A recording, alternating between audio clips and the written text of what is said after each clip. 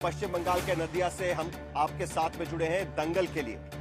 दरअसल चर्चा होने वाली है देश की आधी आबादी को लोकसभा में 1/3 हिस्सा दिलाने को लेकर, उनके राजनीतिक अस्तित्व को लेकर और उन्हें राजनीतिक दृष्टि से 1/3 भूमिका कैसे वो निभा सकती है उसको लेकर केंद्र सरकार दरअसल लोकसभा के भीतर, राज्यसभा के भीतर एक बिल लाना चाहती है। इसे महिला आरक्षण बिल भी कहा जा रहा है।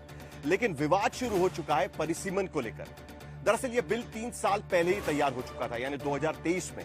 लेकिन अब प्रधानमंत्री मोदी की सरकार चाहती है कि 2026 में इसे पारित कराया जाए और 2029 के चुनाव में परिसीमन के साथ 2011 की जनगणना को साक्षी मानते हुए, उसे बेस बनाते हुए महिला आरक्षण विधेयक जारी किया जाए, जिससे लोकसभा में सांसदों की संख्या 850 तक बढ़ सकती है।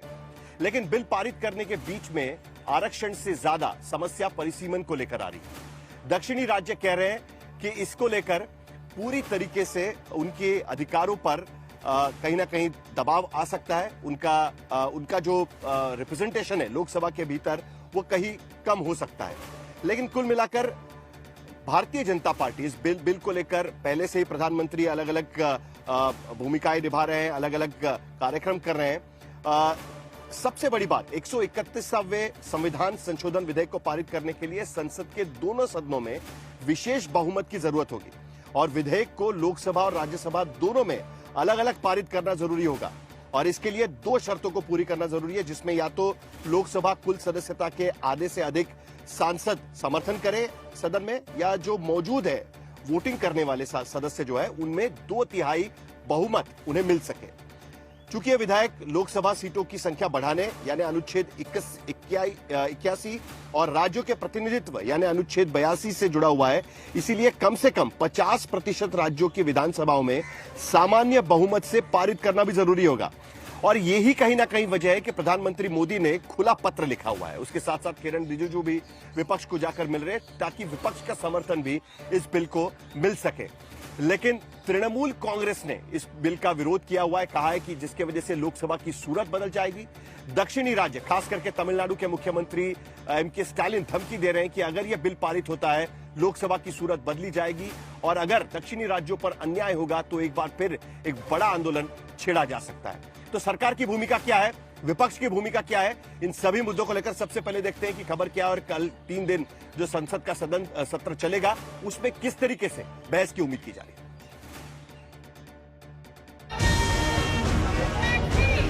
प्रस्ताव की कुल सदस्य संख्या के बहुमत द्वारा 2/3 बहुमत द्वारा पारित हुआ।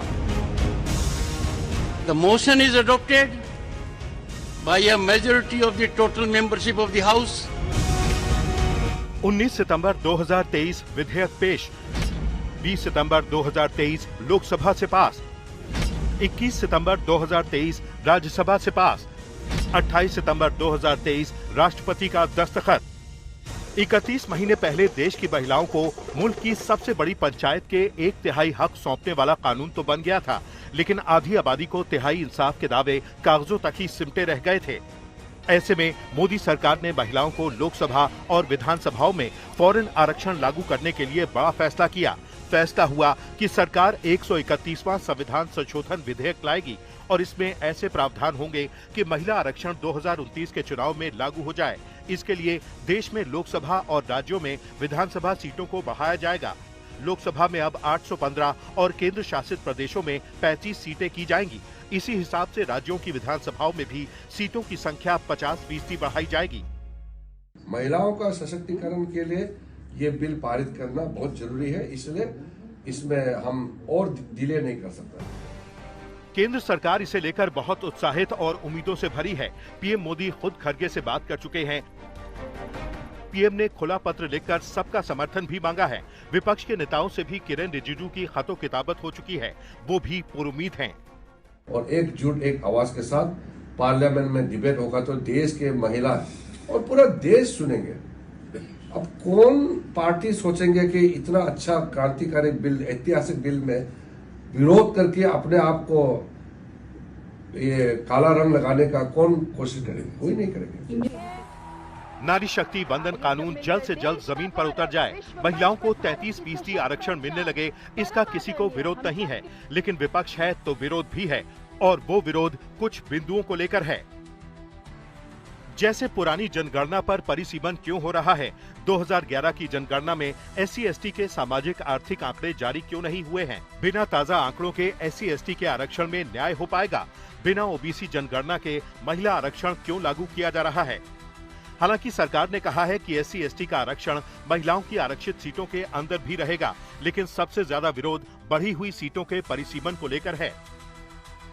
क्योंकि देश के मौजूदा 543 लोकसभा सीटों का परिसीमन 1971 की जनगणना के आधार पर है, इसलिए सीटें बढ़ाने के लिए परिसीमन की जरूरत होगी। उसके लिए परिसीमन आयोग बनेगा। आयोग को जनगणना के आंकड़ों की जरूरत होगी और वो पिछले 15 साल से हुई नहीं है, इसलिए 2011 की आबादी के आंकड़े लिए जाएंगे। फिर आयोग ही बताएगा कि कहां कितनी आबादी बढ़ी और कितनी सीटें बढ़ेंगी, कौन सीटें महिलाओं के लिए आरक्षित होंगी। इसी परिसीमन को लेकर विवाद बढ़ गया। संसद के सत्र से ठीक पहले विपक्षी दलों की ओर से कांग्रेस अध्यक्ष खड़गे के आवास पर दिल्ली में बैठक भी बुलाई गई। सबने फिक्र जताई कि आबादी के हिसाब से सीटें बढ़ी तो देश की सियासत में दक्षिणी और उत्तर पूर्वी राज्यों का अनुपातिक प्रतिनिधित्व घट जाएगा, क्योंकि सरकार के आश्वासन के हिसाब से अगर सीटों में 50% की बढ़ोतरी की जाती है तो मिसाल के तौर पर यूपी की 80 सीटें बढ़कर 120 हो जाएंगी, लेकिन आबादी के हिसाब से बढ़ेंगी तो 138 हो जाएंगी। इसी तरह तमिलनाडु की 39 सीटें 50% बढ़ी तो 50 हो जाएंगी, लेकिन आबादी से बढ़ें तो 59 हो सकती हैं। बिहार की 40 सीटें बढ़कर 60 हो जाएंगी और आबादी के हिसाब से बढ़ी तो 72 हो सकती हैं। इसी तरह महाराष्ट्र की 48 सीटें 72 हो सकती हैं और आबादी के हिसाब से बढ़ी तो 78 हो सकती हैं।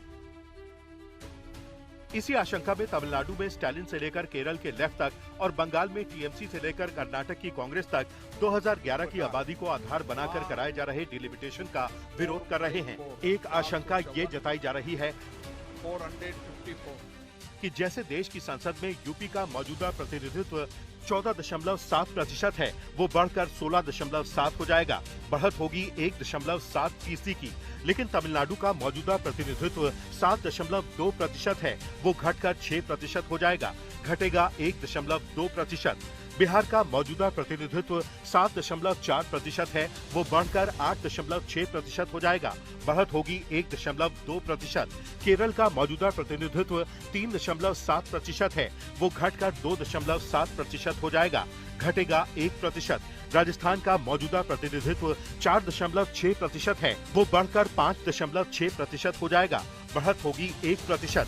बंगाल का मौजूदा प्रतिनिधित्व 7.7% है, वो घटकर 7.5% हो जाएगा, घटेगा 0.2%। इस तरह अनुमान लगाया जा रहा है कि दक्षिण भारत का देश की संसद में मौजूदा प्रतिनिधित्व जो 24.3% है, वो घटकर 20.7% ही रह जाएगा। कांग्रेस कह रही है कि ये डिलिमिटेशन नहीं, दक्षिणी राज्यों की कीमत पर सियासी इंजीनियरिंग की कोशिश है।